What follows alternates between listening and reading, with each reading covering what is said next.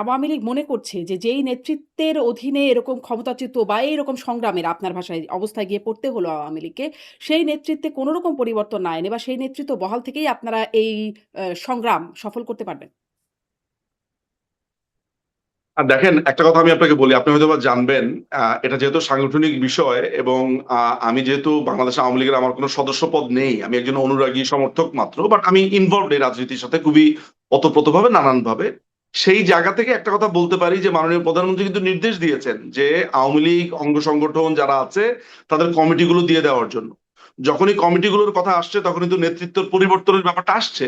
আপনি দেখেন যে ছাত্রলীগের বিভিন্ন জায়গাতে নেতৃত্বের পরিবর্তন হচ্ছে, যুবলীগের বিভিন্ন জায়গাতে হচ্ছে, স্বেচ্ছাসেবক লীগের হুম, বিভিন্ন জায়গাতে হচ্ছে। এখন আপনি যদি আওয়ামী লীগের প্রেসিডিয়াম, তারপর হচ্ছে আওয়ামী লীগের মূল যারা কেন্দ্রীয় নেতাদের কথা বলেন, সেই সব ব্যাপারে সিদ্ধান্ত বা না সিদ্ধান্তের ব্যাপারটা এই মুহূর্তে আমি কেন এটাকে একটা বড় ডিল মনে করছি হুম। না, বা আপনার এই কথাকে কেন আমি মনে করি যে মানে আপনার কাছে খুব ইম্পর্টেন্ট ডেফিনেটলি, বাট আমি কেন এটাকে ধরেন খুবই সিগনিফিকেন্টলি ভাবি না। আপনি জানেন না যে আমাদের কিসের উপর দিয়ে আমাদেরকে যেতে হচ্ছে।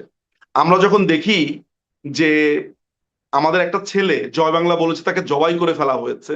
আমরা যখন দেখি যে বাবার সাথে দেখা করতে গিয়ে পরের দিন সকালবেলা তার লাশ পাওয়া যায়, আপনারা জানেন না যে এখানকার এক একটা নেতা কর্মী কি স্ট্রাগলের মধ্য দিয়ে যাচ্ছে। সেই জায়গাতে এসে এই নেতৃত্ব অনেতৃত্ব, তখন মাননীয় প্রধানমন্ত্রীকে সবাইকে এক সূত্রে গাঁথার জন্য তিনি যেটা করছেন হুম, সেটা হচ্ছে যে এই সময় যখন আপনি নেতৃত্বের চেঞ্জ এগুলো আনবেন, দলে এক ধরনের ঝাঁকুনি তৈরি হবে। বরঞ্চ এই মুহূর্তে সবাই, এটাকে আমরা বলি হচ্ছে হোল্ড দ্য লাইন। হুম, হুম। আমরা সবাই একসাথে আগে থেকে আগে সার্ভাইভ করাটা জরুরি। এরপরে কে নেতৃত্বে আসবে, চেঞ্জ, সাফল, রিসাফল, এগুলো দলের মাননীয় প্রধানমন্ত্রী শেখ হাসিনা তো একা সিদ্ধান্ত নেন না। হুম, এখানে প্রেসিডিয়াম, একটা কাউন্সিল আছে, সদস্যরা আছে, দলের একটা কাঠামো হুম। আছে। আচ্ছা। আমাদেরকে কাউন্সিল তার মানে করার মতো এই অবস্থায় আমরা মুহূর্তের আছি। এই মুহূর্তে এই যে দিক দলের প্রায়োরিটি পরিবর্তন না। আসবে আপা, হুম, এই যে দলের পরিবর্তন আসবে, দলের পরিবর্তন কিভাবে হয়? কাউন্সিলের মাধ্যমে হয়। হুম, হুম। আমাদের এখন যেরকম অবস্থা, যেভাবে আমাদেরকে খুন করা হচ্ছে, জেলে রাখা হচ্ছে, আমরা কাউন্সিলটা করব কিভাবে? আপনি তাহলে বলতে চাচ্ছেন যে পৃথিবীর বিভিন্ন জায়গা থেকে ভার্চুয়ালি আমরা কাউন্সিল করব? না।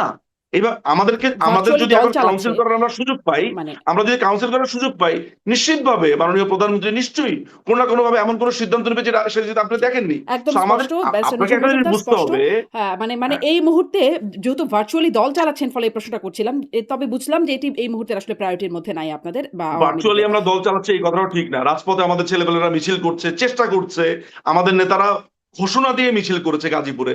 এই যে নাসির মোড়ল ছেলেটা, ও হুম, ঘোষণা দিয়ে গাজীপুরে মিছিল করেছে।